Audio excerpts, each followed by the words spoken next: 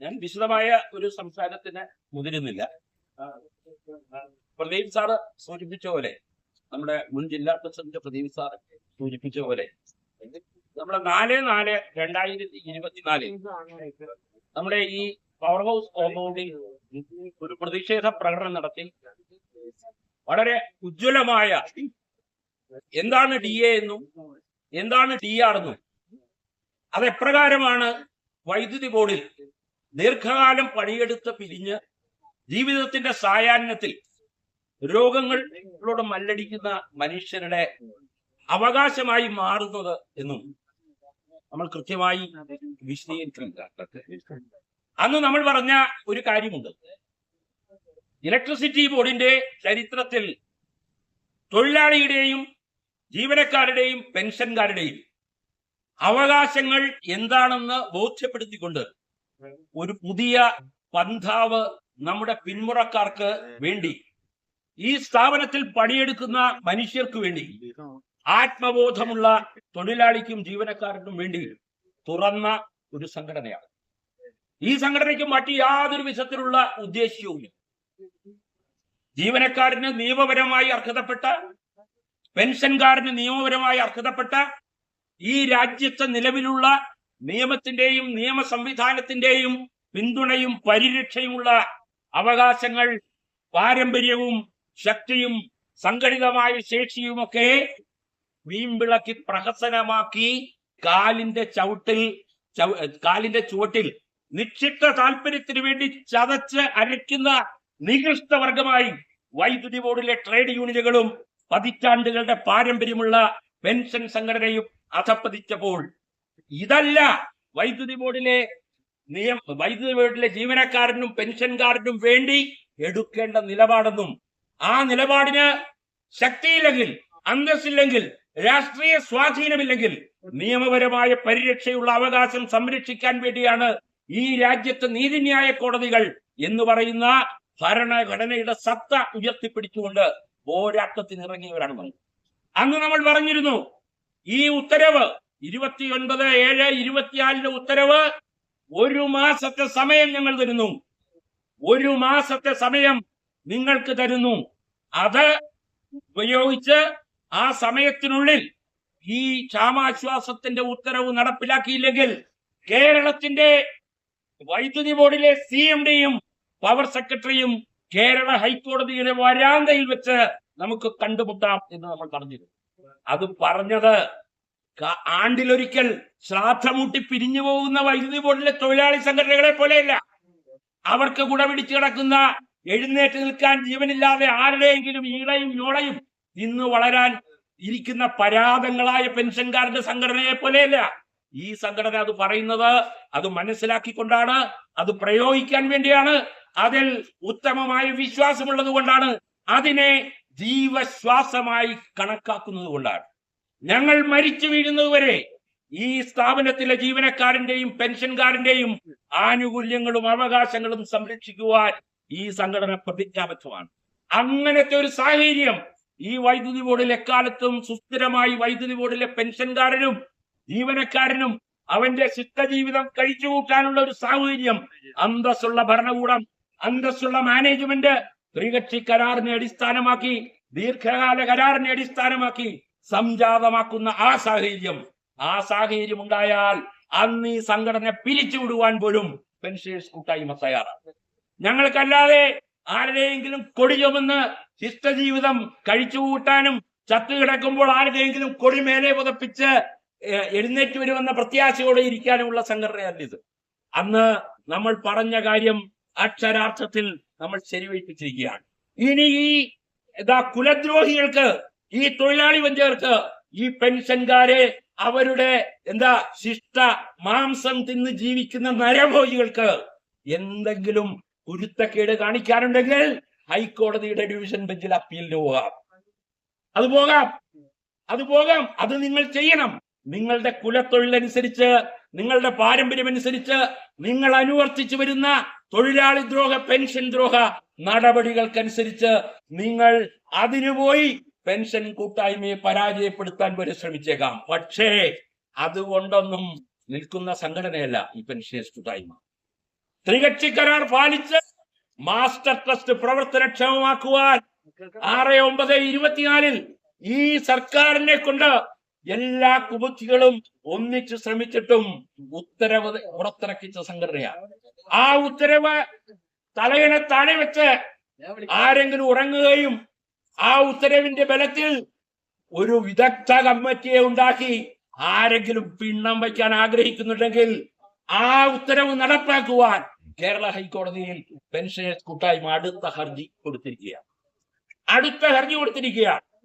ആ ഹർജിയിൽ കേരള സർക്കാരും ഇലക്ട്രിസിറ്റി ബോർഡും നടപടികൾ സ്വീകരിച്ചില്ലെങ്കിൽ നമുക്ക് നേരിട്ട് കാണാം. പിന്നെ നിങ്ങൾ ഡ്യൂട്ടി എടുത്തുകൊണ്ടുപോകാൻ കേരളത്തിന്റെ ധനമന്ത്രി ബജറ്റിൽ അവതരിപ്പിച്ച ഡ്യൂട്ടി പിടിച്ചെടുക്കാൻ ആരും അറിയാതെ 1/11/23 ഉത്തരവിറക്കിയല്ലോ. ഉത്തരവിറക്കിയപ്പോ എന്താ പറഞ്ഞത്?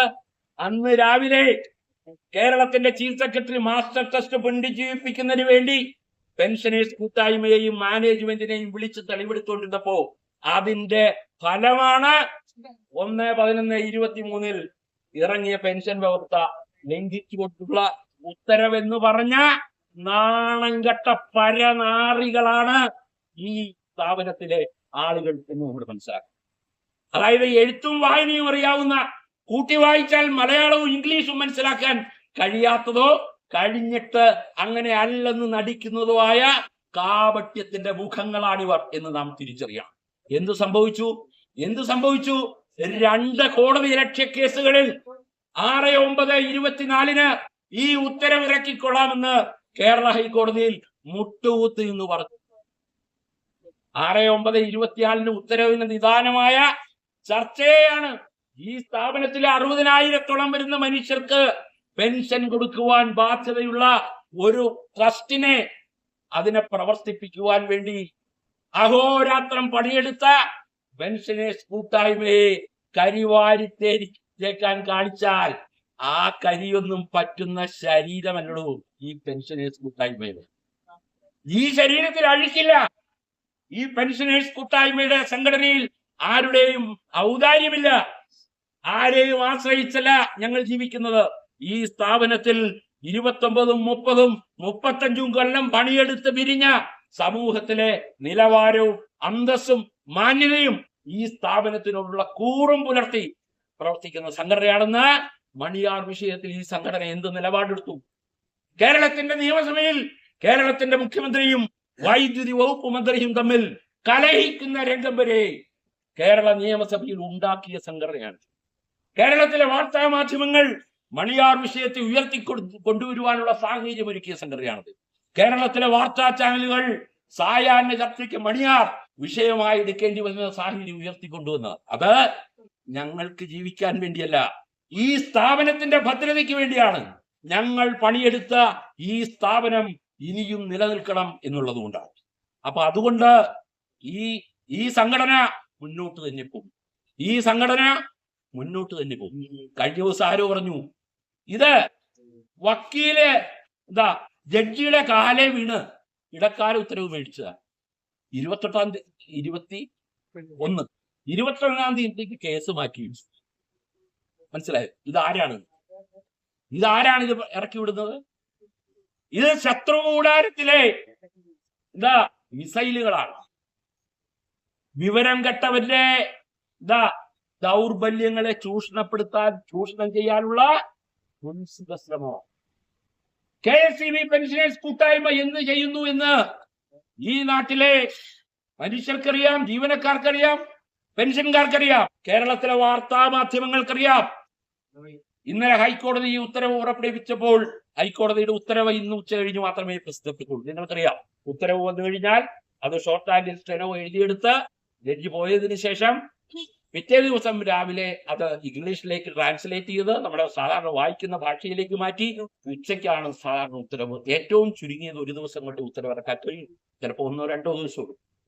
പക്ഷെ അല്ലാതെ തന്നെ കേരള ഹൈക്കോടതിയിലെ നിയമകാര്യ ലേഖകന്മാർ, പത്രക്കാർ, നമ്മളുടെ എക്സിക്യൂട്ടീവ് കമ്മിറ്റി ഇന്നലെ എറണാകുളത്ത് നടക്കുമ്പോൾ നമ്മളെ വിളിച്ചു. അതിന്റെ അടിസ്ഥാനത്തിൽ ചില പത്രങ്ങൾ നമ്മുടെ വാർത്തയായിട്ട് അത് കേരളത്തിൽ പ്രസിദ്ധീകരിച്ചു. അത് പത്രത്തിന്റെ പ്രോട്ടോകോളിന് വിരുദ്ധമാണ്. കാരണം കോടതിയുടെ ഒരു ഉത്തരവിറങ്ങാതെ ഒരു കോടതി വാർത്ത റിപ്പോർട്ട് ചെയ്യുക എന്ന് പറയുന്നത് പത്രപ്രവർത്തനത്തിലെ റിപ്പോർട്ടിംഗ് പ്രോട്ടോകോളിന് എതിരായിട്ടുള്ള ഒരു കാര്യം.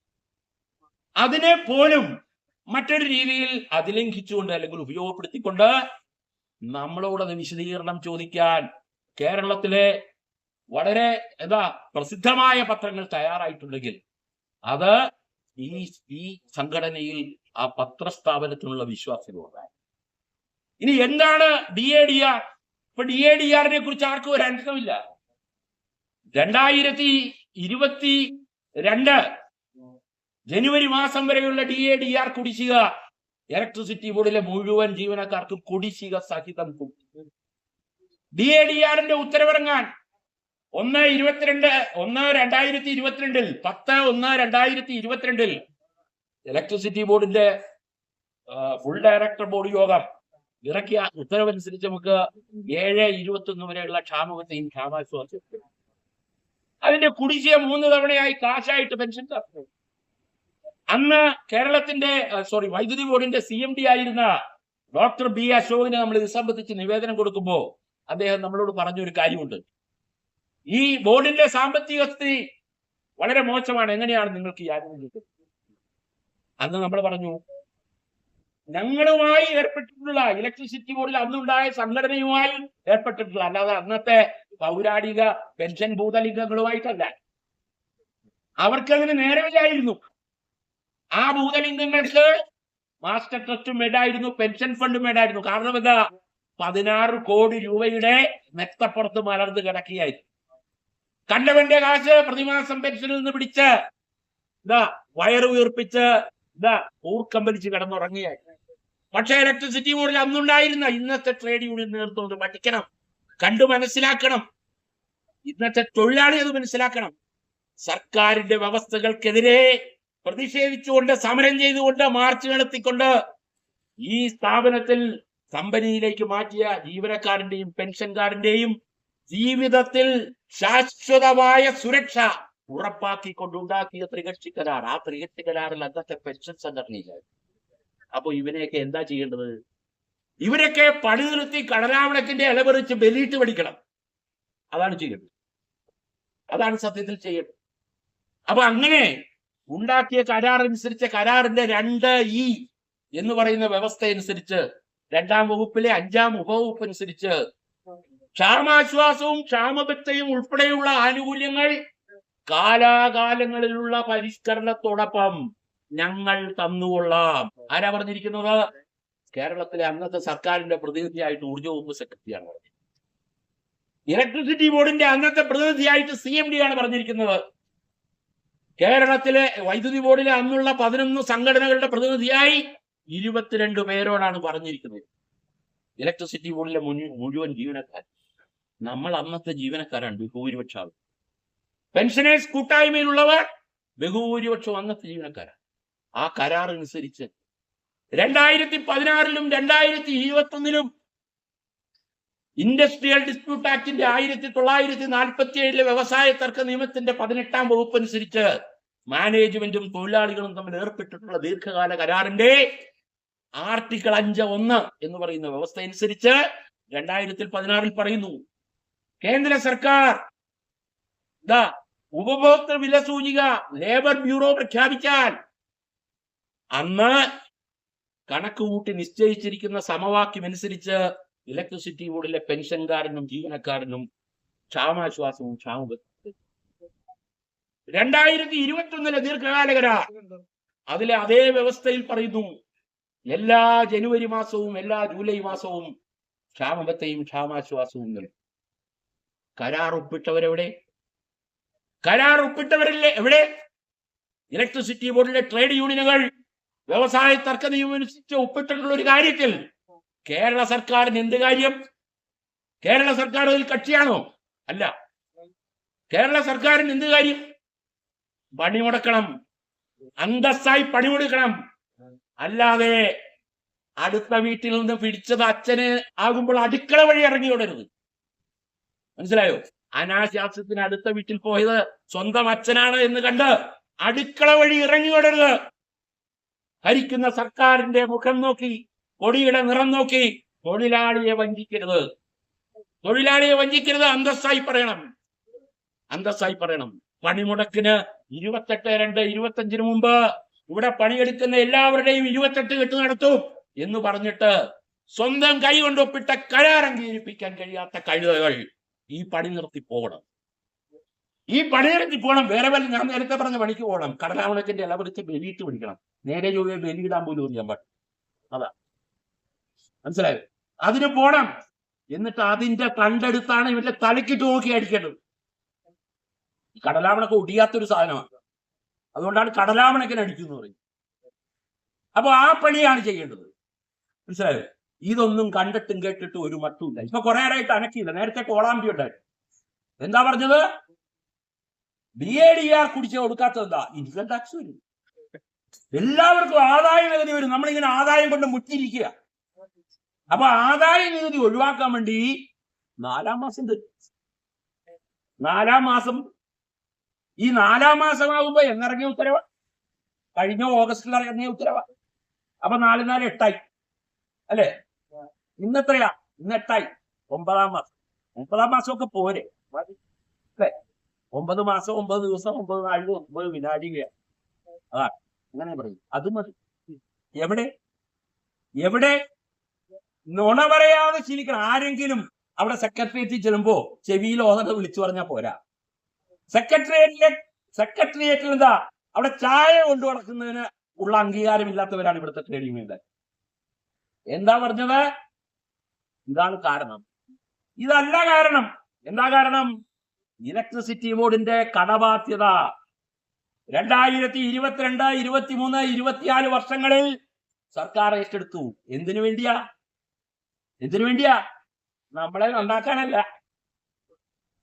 GDP-യുടെ 0.5% അധികം വായ്പ കടമെടുത്ത് മുടിയാനാ.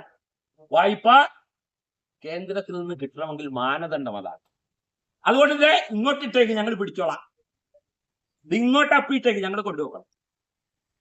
മനസ്സിലായോ? 700 ചില്ലാൻ കോടി രൂപ വായ്പ മേടിച്ചു പുട്ടടിച്ചു. എന്ത് ചെയ്തു? ട്രഷറിയിലിട്ട കോടിയും കൊണ്ട് പോയി.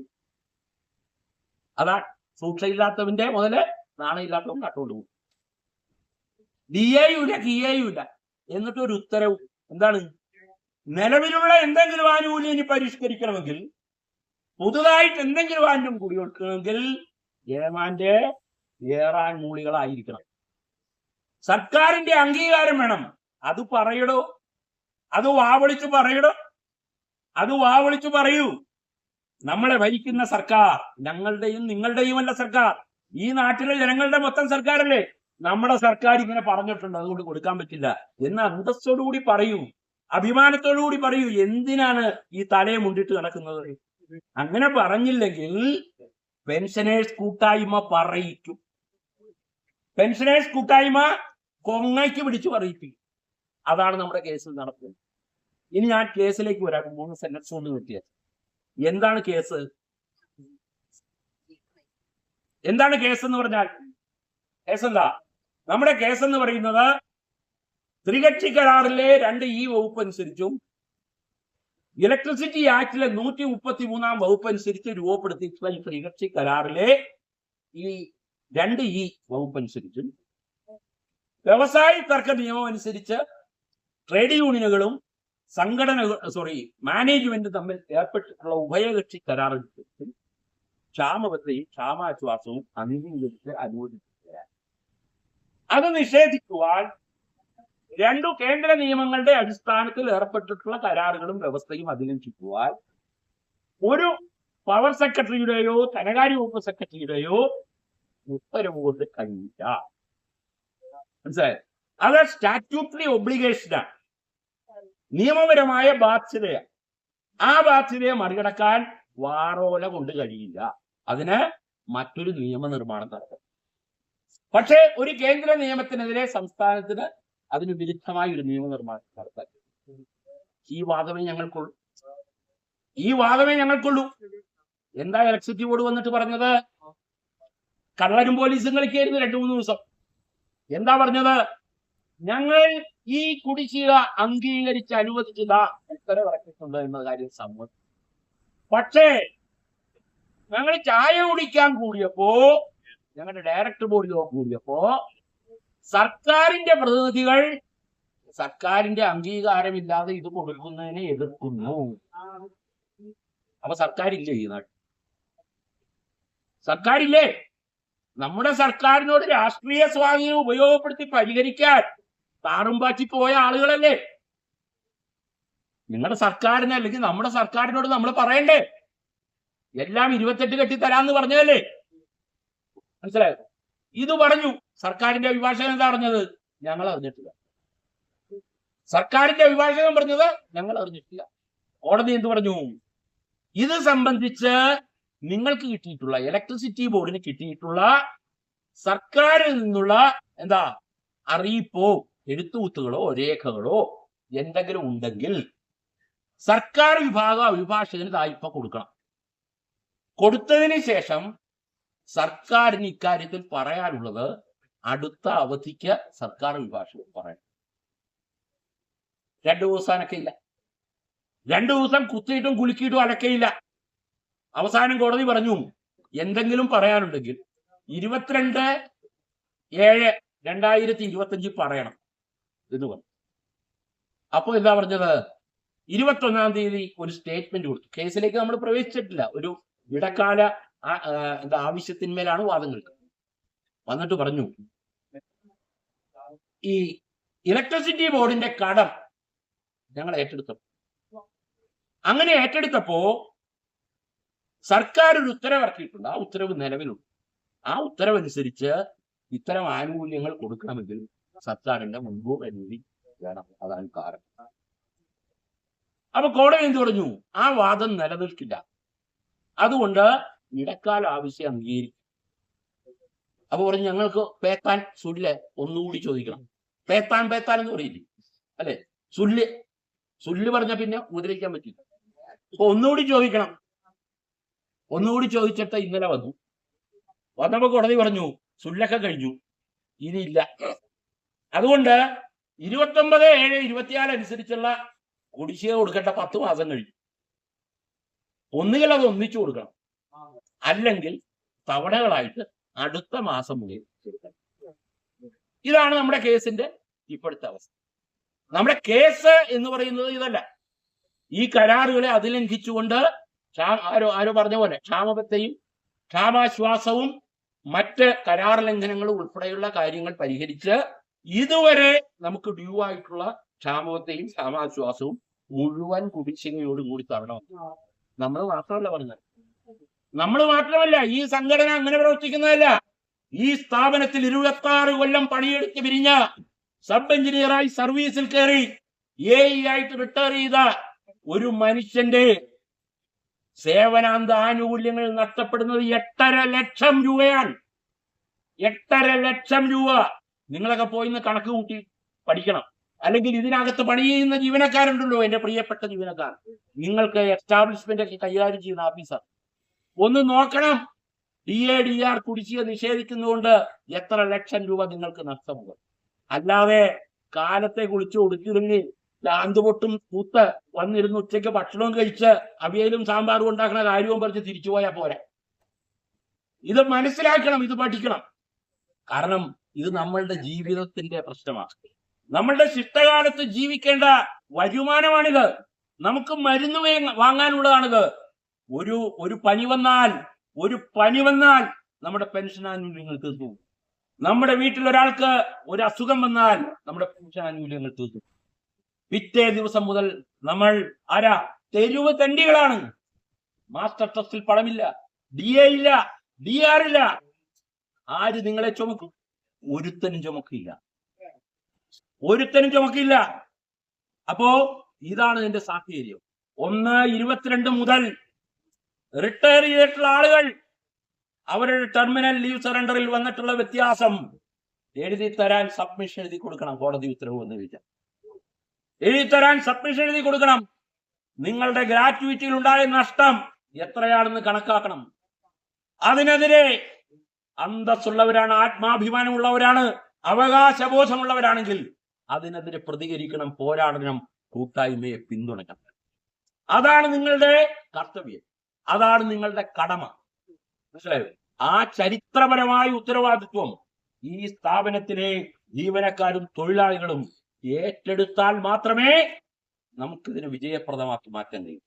കൂട്ടായ്മ ആണ്ട് വഴിപാട് നടത്തുന്ന സംഘടനയല്ല. നിരന്തരമായി സന്ധിയില്ലാതെ പെൻഷൻകാരന്റെയും ജീവനക്കാരന്റെയും പെൻഷനും സേവനാന്ത്യ ആനുകൂല്യങ്ങൾക്ക് വേണ്ടി നമ്മൾ ഉറച്ച നിലപാടോടെ, ആരോടും വിധേയത്വമില്ലാതെ, ആരോടും വിരോധമില്ലാതെ, തുറന്ന മനസ്സോടെ വസ്തുതാപരമായി വിമർശിച്ചുകൊണ്ട്, വിമർശിക്കുന്നവരെ വിമർശിക്കേണ്ട സാഹചര്യം ഇന്ന് വൈദ്യുതി ബോർഡിലുണ്ട്.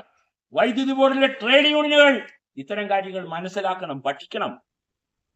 അല്ലാതെ ഇതാ കുണ്ടിക പിരിവിനായിട്ടിരുന്നാൽ പോരാ. ആ തലമുറ ആ ഉത്തരവാദിത്വം ഏറ്റെടുക്കണം. അല്ലാതെ അവരോട് എന്തെങ്കിലും വിരോധം ഉണ്ടായിട്ട് ഞങ്ങൾ പറയുന്നതല്ല. അവരോടൊന്നും വിരോധമില്ല. നമ്മൾ ജോലി ചെയ്യുന്ന സമയത്ത് നിങ്ങൾ ഈ നിൽക്കുന്ന പുരുഷാരത്തെ നോക്കിയാൽ നിങ്ങൾക്ക് മനസ്സിലാകും. ഇലക്ട്രിസിറ്റി ബോർഡിൽ ഉണ്ടായിട്ടുള്ള എല്ലാ ട്രേഡ് യൂണിയനുകളിലും എല്ലാ സംഘടനകളിലും ജോലി ചെയ്തിട്ടുള്ള ആളുകൾ ഇക്കൂട്ടത്തിലുണ്ട്. പക്ഷേ നമ്മളുടെ മുദ്രാവാക്യം നമ്മൾ വിളിച്ച പോലെ നമ്മൾ ആരും അടിമകളല്ല. ഇത് നമ്മുടെ ജീവിത വേതനത്തിനു വേണ്ടിയുള്ള സമരമാണ്.